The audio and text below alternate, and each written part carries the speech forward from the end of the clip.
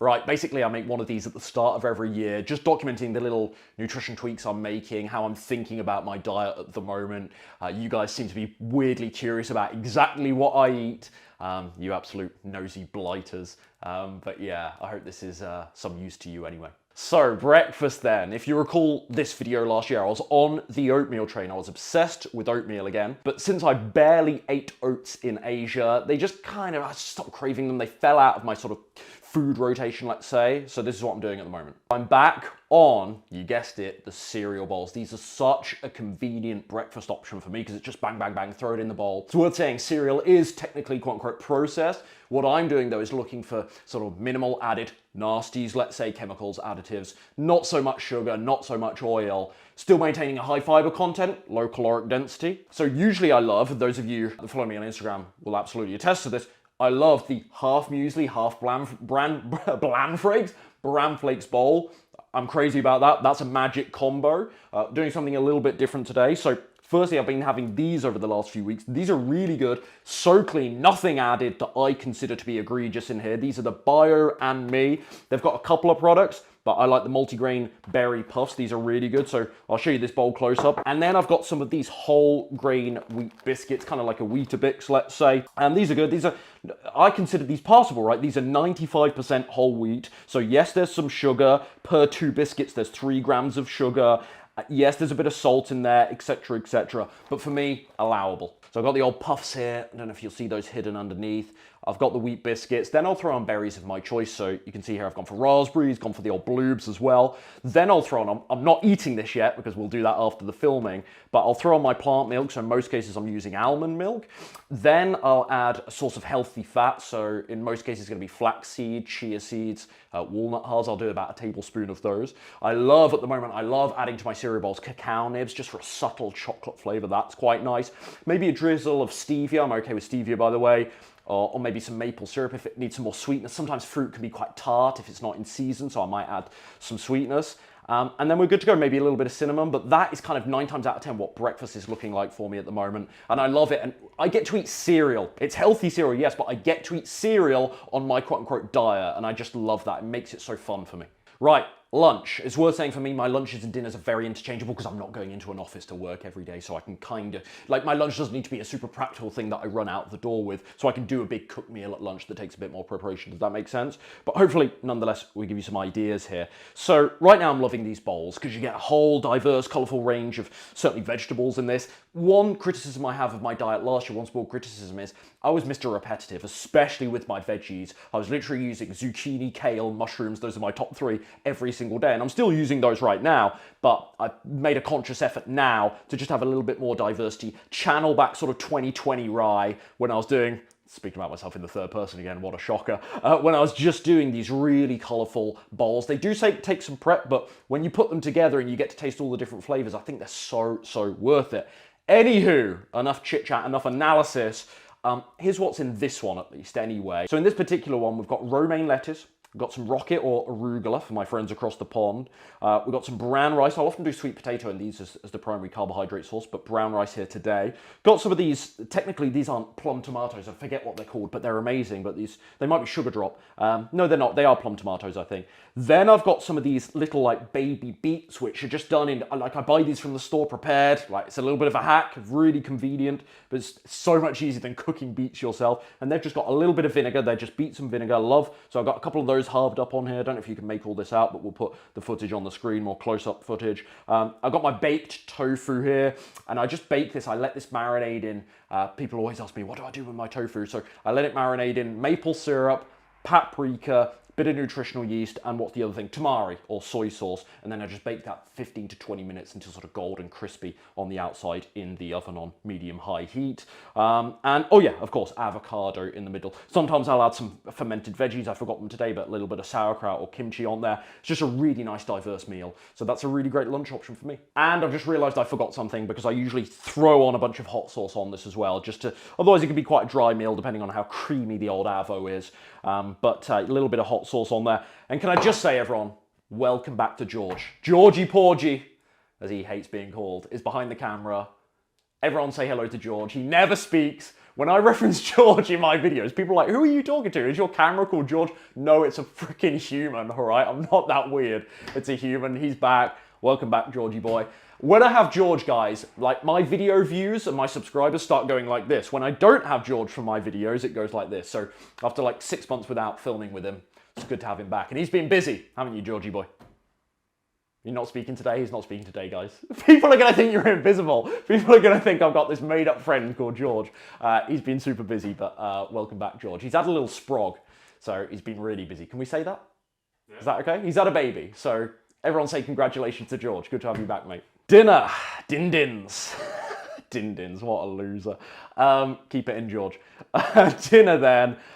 Lentil bolognese. My really simple lentil bolognese. And I actually shared this recipe in a YouTube video perhaps last summer, so I'll actually link that down below. But it's very, very simple. It's just brown lentils, some carrot, maybe some onion. What else did I put in? Red bell pepper. There's some mushrooms in here somewhere. I can't see them, but I definitely put mushrooms in them when I made this yesterday. And this is great because I do a big batch of this. So I cook several days worth of this and then I can just throw it onto stuff. Now, I know people love like bolognese marinara on pasta, and you can do that. I'll often use whole wheat pasta. What I love right now, for some reason, I'm just back on this potato buzz. I'm on the potato trend. So all I do, as unconventional as it sounds, some of you are going to love this, but some of you will be like, that's weird. I just bake a bunch of white potatoes, like I've got several days worth. Hold on, stay there, George. Just evidence that I actually do this. Right, I bake a whole bunch of white potatoes, like 4, 5, or 6 of them in one go. And then for the coming days, I just take the lentil bolognese and I just go bang and done. So really, really simple option, really quick. Once you've done that initial food prep anyway, obviously the baking potatoes takes like 70, 80 minutes. Once you've done that initial food prep, this is such a good thing to just throw together. And so it's a really simple dinner for me. Snacks then, what am I doing for my snacks? You've seen now my breakfast, lunch, dinner, I follow that typical standard 3 meal a day, breakfast, lunch and dinner structure, but I'll actually have 2 or 3 snacks around that. And at the moment, most of my snacks are fresh fruit. So when I was in Thailand, of course, I love the papaya, I love the mango, the mangosteen, etc. Do some good watermelon over there. But now I'm back in the UK, I'm back on the boring fruit. I shouldn't say that, there's some good fruit in the UK at certain times of the year, but we're pretty limited this time of year, so I'm on the apples, but luckily I'm actually enjoying them at the moment. At the moment. I'm on the apple train, so I'm doing mostly Pink Ladies, and I'm doing the old Granny Smith. The old Granny Smith, which I know is very controversial, but I love the sweet and sour, so sometimes I'll have one of each, and that will be a snack. It's not uncommon for me to demolish 300, 400 grams of grapes as a snack at the moment on my bigger exercise days. What else do I love at the moment? I love my oranges, anything from the citrus family in the winter. I particularly love those. Other snacks might occasionally be a plant protein shake of some sort. I might do hummus or avocado on some whole wheat or rye toast. Or my brother bought me this amazing, and it is amazing, pistachio nut butter, which is actually 100% pistachio, so there's no oil, there's not even any salt in there, no added nasties, chemicals, etc. So I just take a tablespoon or so of that lovely pistachio butter and again throw that on some toast, and that's really good. And that's how things are looking for me right now. That's how the old diet is shaping up at the mo, and it feels good, and I feel good. I like it. It's relatively simple. I find it quite easy to adhere to this. There's moments where I want some chocky, and there's moments where I occasionally have some chocky. But mostly I find it quite easy to be disciplined because I'm full, happy, satisfied, feel nourished, happy with my health and fitness results. And so that just incentivizes me to keep going. Why would I stop? And it's been 10 years eating with this particular plant-based nutrition philosophy, and I'm absolutely not looking back. It feels great. And yeah, if you're still with me, I just want to share a couple more insights about how I'm approaching things right now. And these are questions like supplementation that I'm about to cover in a second that I'm often asked. So hopefully these are of some value to you at home. Forgive me for sort of reading from the laptop, but I just want to rapid fire this stuff and I don't want to miss anything. So supplementation wise, I'm presently taking vitamin B12, vitamin D with K2, omega-3, and some creatine monohydrate every day, 5 grams of creatine. I'm approximately eating between 2,500 and 28 calories, 28 calories per day. I'm eating between 2,500 and 2,800 calories per day right now. I don't track my calories, but I've done that before in the past, as many of you know. And so I'm really good, I would say, at eyeballing now. I have decent understanding of caloric density. I can kind of look at a bowl of rice and go, oh, that's probably 330-ish grams calories worth of rice. And so with that sort of let's say sort of reference experience, nutrition knowledge, with that ability to eyeball, I don't actually really need to police, my calorie intake pretty vigilantly, but it is in my head throughout the day. I just want to be honest with you with how I'm thinking about this stuff. Like, I do consider calories, but I don't need to police it quite so vigilantly. And also because I'm in maintenance mode now, like I'm not trying to lose weight, I don't need to be quite strict about it. So if there is a day where my instinct is that I'm genuinely hungry, then I will listen to that. I will go nearer the 2,800, maybe even the 3K mark on big exercise days. Does that make sense? So I don't literally count and track every single calorie I eat, but I still understand and respect that calories still count. I do have some awareness of them in my head throughout the day. Another thing I'm thinking about at the moment, as I said earlier, is widening the diversity of my vegetables in particular. I'm really happy with my use of other food groups, but I think the veggies could be a bit more diverse. I mentioned this earlier, I've been so repetitive with my veggie intake lately, so it's going to be nice to do some of these bowls and just get some different colours in there and more diversity. And the final thing I'll share, I'm actually eating out about 1 to 2 times per week at the moment, and this isn't advice to you necessarily.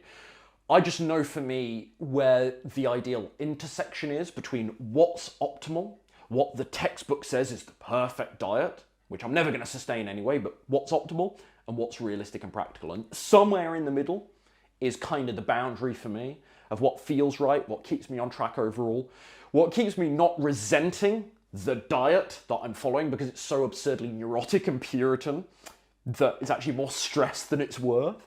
And for me, one of the things that I've sort of accepted with myself is that eating out 1 to 2 times per week is allowable to me and it is enjoyable.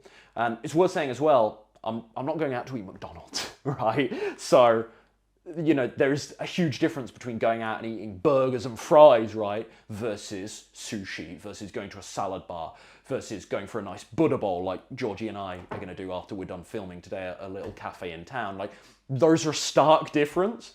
But I've just weighed this up, and how can I put this respectfully? I can't. So I just run my mouth like I usually do. I could be a little hermit that stays in all day, that is terrified of having a little bit of oil because some influencer or some doctor online said, oh, you should get all the oil out of your diet. I could be scared of doing that and stay at home, but is that practical? Is that realistic? Is that fun enough to make a nutrition approach actually sexy, for want of a better word, or appealing or exciting to me? I don't know. I know for me, I have to make this fun enough to actually stick to it. And making that concession, eating out 1 to 2 a week, this feels so practical. It feels like a lifestyle and not a diet, and that's what we're all about here. So that's it, folks. Perhaps this has given you some meal ideas. Let me know if you have any follow-up questions in the comments down below. And if you want more tips and insights to your email inbox on how I'm eating right now, what's working really nicely for my clients, I'll actually put a link to my mailing list down below. I'm sending 2 to 3 emails per week with lots more insights there. Okay, hope this helps you out. See you soon.